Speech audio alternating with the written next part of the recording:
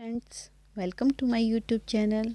आज मैं आपको स्कूल से घर एक भूतिया डरावनी कहानी सुनाऊंगी। 10वीं के एग्ज़ाम नज़दीक आ रहे थे और सोना को परीक्षा के लिए काफ़ी तैयारी करनी थी। इसलिए सोना ने तय किया कि वो लाइब्रेरी में ही पढ़ेगी और वैसे भी परीक्षा को ध्यान में रखते हुए लाइब्रेरी को देर रात तक खोलने की अनुमति मिल गई थी। और सोना का स्कूल घर से बहुत ज़्यादा दूर नहीं था, इसलिए सोना सुबह 6 बजे निकली। 3 बजे स्कूल से छूटने के बाद सोना लाइब्रेरी में चली गई। सोना को बहुत सारा सिलेबस कवर करना था, इसलिए रात के 10 बज गए, पता ही नहीं चला। सोना खड़ी हुई और चारों ओर देखा, उसे वहाँ पर उसके अलावा और कोई नहीं मिला। सोना ने सारी किताबें उठाईं, बैग भरा और वहाँ से निकल पड़ी। सोना इतनी रात को पहले कभी अकेले घर से बाहर नहीं निकली थी, इसलिए थोड़ा डरती हुई वो तेज़ी से कदम बढ़ा रही थी। सोना इधर उधर चारों ओर नज़र घुमाए बिना बस आगे देखती हुई चली जा रही थी। अभी आधे रास्ते में ही वो निकली थी कि हवा की गति थोड़ी बढ़ गई। हवा की तीखी प्रहार सोना के कानों में चुभ रही थी, लेकिन सोना चले जा रही थी। अचानक हवा थम गई और एक आवाज़ आई, सोना, सोना रुक जाओ सोना। सोना ने फटाक से पीछे देखा और फटाक से चारों ओर नज़रें घुमाई, उसे कोई नहीं दिखा। जैसे ही सोना ने सामने देखा, सोना की आंखें फटी की फटी रह गईं। सोना ने कुछ ऐसा देखा जो अब से पहले उसने कभी नहीं देखा था। उसकी आंखों के सामने एक खुले बालों वाली लड़की, जिसकी टांगें मुड़ी हुई थीं, लड़खड़ाते हुए सोना के सामने आ रही थी। जैसे जैसे वो लड़की उसके पास आ रही थी, सोना उसके हुलियों को ठीक से देख पा रही थी। सोना समझ गई कि यह कोई जिंदा लड़की तो है नहीं। वह लड़की आते आते कुछ बोल रही थी, रात को बाहर मत निकलना, वरना वो तुझे भी मार डालेगा। मैं भी मर गई, तुम भी मरोगी। जो रात को बाहर निकलेगा वो सब मरेंगे। रात को बाहर मत निकलना, ऐसा बोलती रही और सोना के सामने वो लड़की आती रही। सोना ने ज़ोर से चीखा। चीख सुनते ही चारों ओर उजाला हो गया। इससे पहले कि सोना होश संभालती, वह गिर गई। वह लड़की वहाँ से गायब हो चुकी थी। सोना के पड़ोसी आ गए, इतनी देर में उसे घर पे ले गए।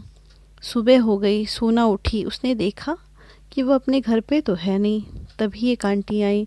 वह बोली, रात को तुम डर गई थी और वहाँ मुझे गिरी पड़ी मिली और हम तुमको अपने घर लेके आ गए। तुम्हारी माँ भी यहाँ पर है, आई थी, पर वो तुम्हें सोता देखकर तुम्हें रात को यहीं रुकने के लिए कह गई। वैसे तुम रात को डर क्यों गई थी बेटा? कहीं परीक्षा की कोई थकान तो नहीं है?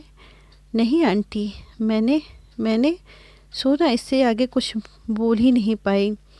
तो आंटी बोली, चलो कोई बात नहीं है, तुम आराम करो, तुम्हारे पापा अभी आते ही होंगे। कुछ समय बाद सोना के पापा आए और सोना को अपने साथ घर ले गए। माँ ने भी वही पूछा, बेटी तुम्हें क्या हो गया था रात को? सोना बताने लगी, माँ वो रात को मैंने इसके आगे वो बोल ही नहीं पा रही थी। माँ ने भी बोल दिया, बेटा कोई बात नहीं, इतनी रात तक स्कूल में नहीं रुका करो। सोना तैयार हुई और स्कूल अगले दिन पहुँच गई। स्कूल के फ्रेंड्स को भी किसी ने बता दिया था कि सोना रात को सड़क पर बेहोश हो गई थी।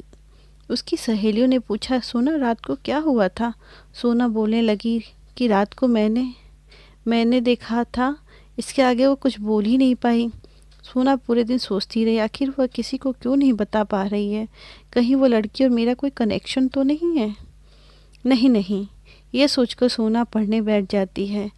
जैसे ही सोना पेन से कुछ लिखती है, उसको विचार आता है कि रात को मैंने जो देखा वह मैं एक कागज़ पे लिख देती हूँ।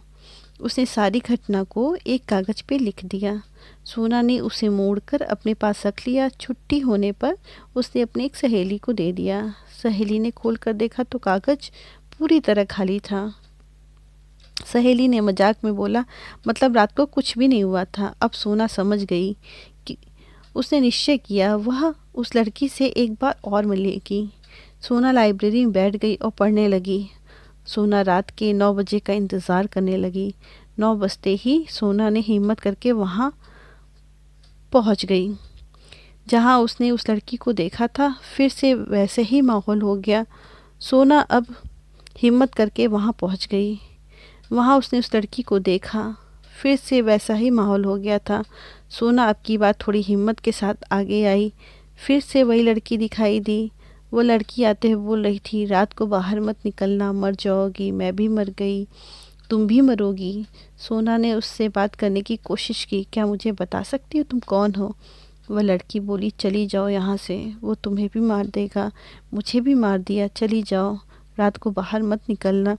सोना फिर से बोली, कौन हो तुम, मुझे बताओ, हो सकता है मैं तुम्हारी कुछ मदद कर दूं। तुम कुछ नहीं कर सकती हो, उसने मुझे भी मार दिया, तुम्हें भी मार देगा, चली जाओ। सोना ने बोला कि अगर तुमने मुझे नहीं बताया और तुम्हारी समस्या का कोई हल नहीं निकला तो तुम्हारी आत्मा को कभी शांति नहीं मिलेगी। तुम सुनना चाहती हो? उस लड़की ने बोला, मैं कौन हूँ? तो सुनो, मेरा नाम सरोज है। 5 साल पहले की बात है, तुम्हारे स्कूल में मैं पढ़ा करती थी और स्कूल की मैं टॉपर थी। स्कूल की ओर से मुझे गोल्ड मेडल जीतना था। देर रात तक पढ़ना मेरे लिए कोई बड़ी बात नहीं थी। जैसे एग्ज़ाम के दिन नज़दीक आए, मैंने रात को लाइब्रेरी में पढ़ना शुरू कर दिया। परीक्षा के 5 दिन पहले स्कूल के चपरासी मेरे साथ बदतमीज़ी करने लगा। उसने मेरे साथ सिर्फ इतना कहकर वो रोने लगी।